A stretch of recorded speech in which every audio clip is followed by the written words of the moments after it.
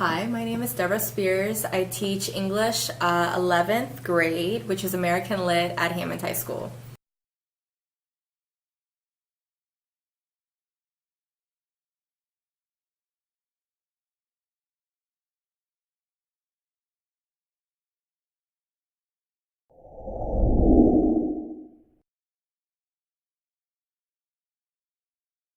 I think it was idyllic in ways. It was realistic in other ways. My parents are immigrants from South Korea, so growing up, I was born here, I was raised here, so I consider myself very much an American.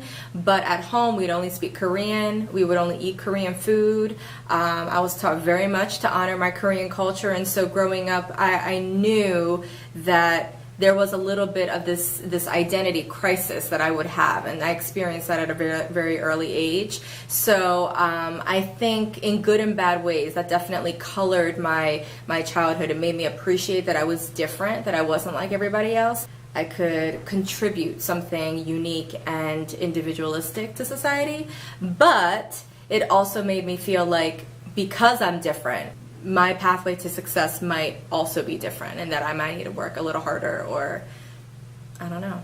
But it was interesting, my childhood. I wasn't the best student, so I think that's ironic now that I'm a teacher and I am pretty strict. I think that the teachers who I gravitated to were the relational teachers. The teachers who took their time to get to know their students, to just ask personal questions like, how was your weekend? And so the teachers who I remember till this day are the ones who cared. Not to say that I had a negative relationship with any teachers, but they were kind of split into two categories, like those who were like older and kind of on their pathway to retirement and didn't really care about students that much, at least in their actions. And then there were a group of teachers who took the time and the initiative to reach out and to sit with us. There was always a teacher every year of my high school career who I'd sit and like bother during lunchtime. And now that I'm a teacher, I'm so thankful that they let me in their personal space and let me in their private, sacred lunchtime to bother them.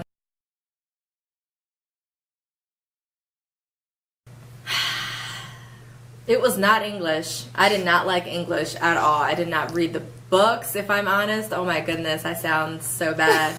I don't think I had like a favorite subject. I think I had an aptitude for like math and art, like things like that.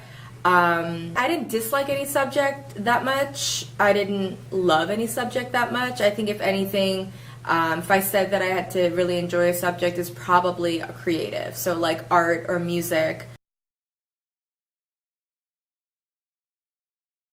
So growing up, my mom, she encouraged me to be a Spanish teacher actually, because I was pretty good at Spanish. I didn't necessarily enjoy it, but I was pretty good at Spanish. But I was like, no, I hate kids. That's disgusting. I would never do that. And I went to college for journalism, because I like the idea of writing. I wasn't necessarily amazing at it, but after taking a couple semesters of journalism courses, I realized, ooh, this is not the career path that interests me. So I switched my major to English, and then coming out of English, I had a lot of teaching opportunities land in my lap. So I worked as a teaching assistant with students with autism, and then I subbed in the counties, and then I was like, I think I want to teach, and went to school for teaching, got my master's in teaching, and ended up here at Hammond.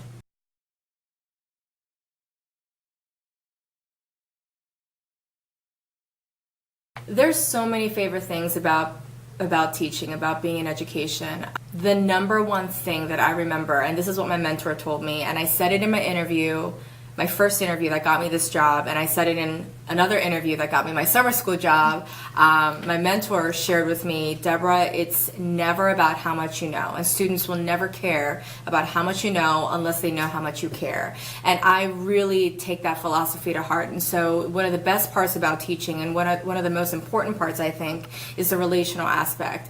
You can't be a good teacher, in my opinion, if you don't know who you're teaching, and if you if you don't attempt to connect with them. That doesn't mean you have to understand every aspect of their lives, but I think it's important to know where these kids are coming from, what background they're coming from, what ethnicity they are, what culture they are, what religion, what passions they have, even small things like the brands of clothes they wear and why they dress the way they dress, or wear makeup, or wear certain types of jewelry, or listen to certain types of music. Like those small things, those human things connect us and are jumping points to having a deeper relationship. And so that's, I think, would be the best part.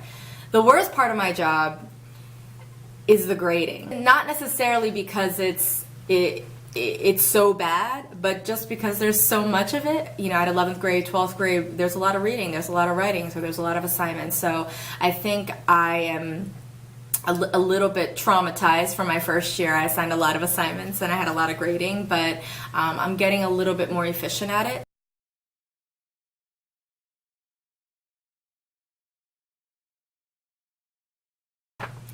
On an average school day, I'll get home anywhere between 5 to 7 o'clock. The first thing I do is take off my backpack and drop it on the floor. And it's really, I mean, I'm married, so I have a husband, so we eat dinner together, usually most nights, since we get home around the same time.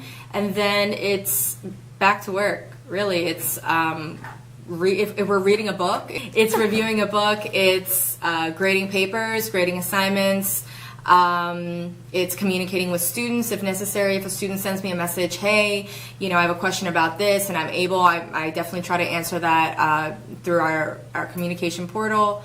And yeah, it's planning, it's prepping. And even when I'm not doing those things, I'm constantly inspired by different things. Like, I'm a huge documentary nerd, so while I'm watching documentaries, I'm like, oh my god, this is a great point that I can, you know, show my kids, or I'll try to find it on YouTube, or I'll use that as a jumping point for me to like create a discussion question or something. So even if I'm not actively doing something job related, like I'm passively always thinking about stuff that I want to share with my students. So that's usually a good chunk of my night, and then I try to unwind, Netflix, eat a snack, and then I go to bed.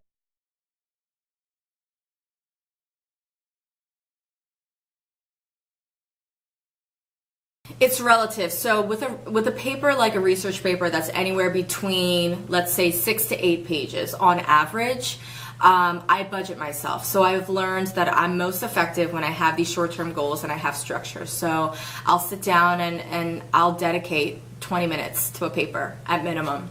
So usually anywhere between 20 to 25 minutes. So I'll try to budget at least 5 to 6, just because I can't sit there and do like 10. That's hours and hours. So if I'm really productive, I'll probably get through at most seven papers a day. Emails, I try to tackle them as they come. So when students come in and there's a warm-up on the screen, or there's a do now, that's my time to take attendance, check my email. Anytime I have downtime between periods, I'm responding to emails.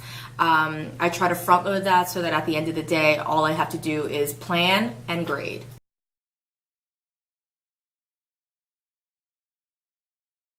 I feel overwhelmed every single day. And I do feel anxious every day, but it's, you know, and one of my mentors and my supervisor when I was in the intern program, he was really, really consistent about reminding us to respond to the reality. So the reality when we feel scared is often exaggerated in our brains. Like things that we might be scared about or anxious about aren't quite the reality yet. So the fear that, you know, I might not do a great job during tomorrow's lesson, that thought might give me anxiety. But the reality is I have time right now to prep, or I have time right now to take a minute and to remind myself of you know, truths that I will do a good job, that I'll do my best, and if not, then the day moves on and life moves on. And at the end of the day, kids really don't care that much if you make a mistake. So I feel overwhelmed every day. I try my best to like have a list and tackle these things as they come, but you know, I'm not perfect. You let it roll off your shoulders and move on, and keep a good community around you.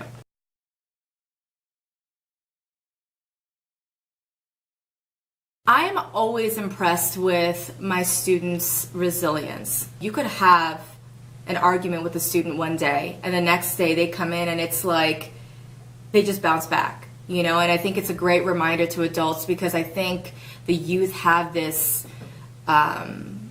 you know, large capacity to forgive. You know, I've noticed with students, if I don't hold a grudge, they won't hold a grudge either. So I treat every period, every minute as a new start. So if we have an argument today, not even today, 5 minutes ago, then the next however many minutes, that's a new slate for me. So that's something that I am continually impressed and awed by, and their willingness to just kind of do that. So that's cool.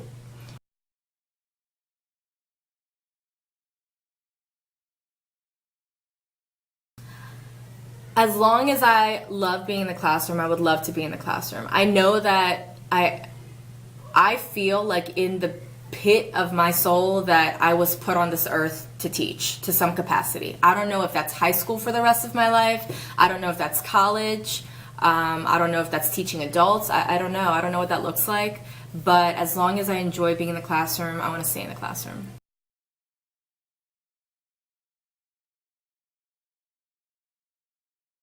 And would I encourage my students to teach? Absolutely. But it's hard. It's a hard job. It's a thankless job. It's hard. And you cry a lot. You're frustrated a lot. You feel helpless a lot. But it's, I would say, the best job on earth.